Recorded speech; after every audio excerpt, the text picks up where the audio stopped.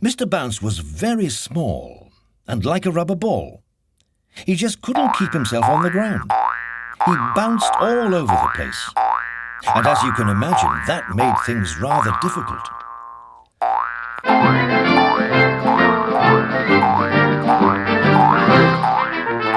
Last week, for instance, Mr. Bounce was out walking when he came to a farm. He climbed over the farm gate, and you can guess what happened next, can't you?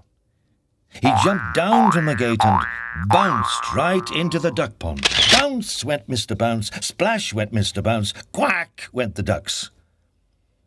The other morning, for instance, Mr. Bounce was in bed. He woke up and jumped out of bed, and you can guess what happened next, can't you? He bounced right out of his bedroom door and all the way downstairs. Bounce, bounce, bounce, bounce. That happens quite often, which probably explains why Mr. Bounce leaves his bedroom door open every night. After he'd picked himself up, Mr. Bounce went inside his house and sat down to think. Bounce! Mr. Bounce bounced off the chair and banged his head on the ceiling. Bang went Mr. Bounce's head on the ceiling. Ouch! Said Mr. Bounce.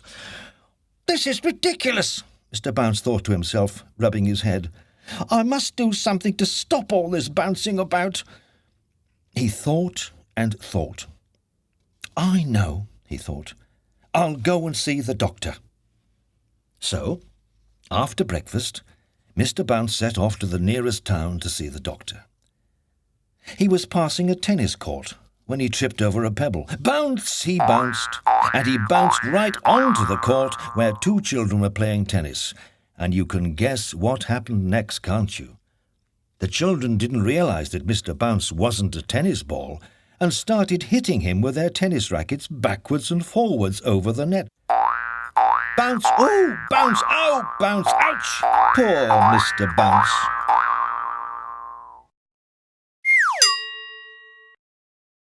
Eventually, one of the children hit Mr. Bounce so hard he bounced right out of the tennis court. Mr. Bounce bounced off down the road towards the town. Oh dear, he said, feeling very sorry for himself. I've been bounced black and blue. A bus was coming down the road, and Mr. Bounce decided that the safest place for him to be would be to be on it. He got on and sat down, still feeling more than a little sorry for himself. The bus drove into town.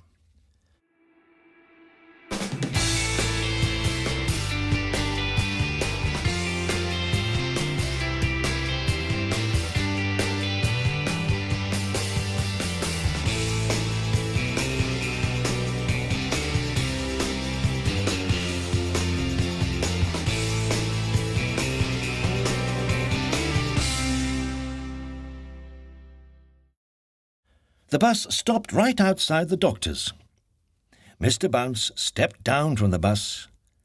He stepped off the bus and onto the pavement and bounced in through the doctor's window.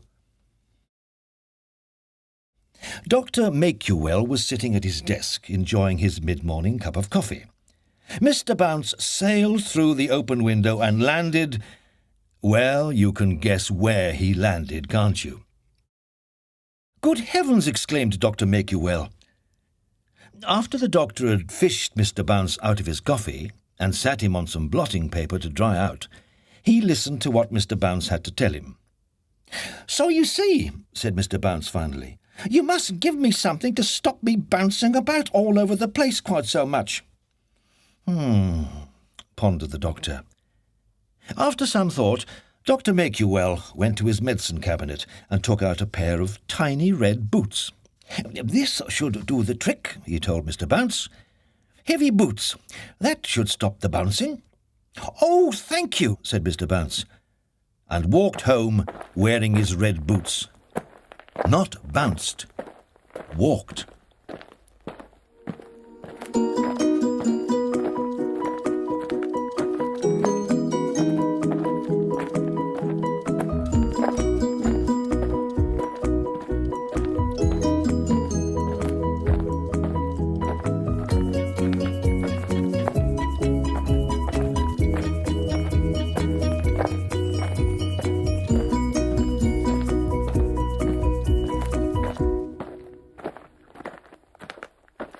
night, Mr. Bounce went to bed, wearing his heavy boots.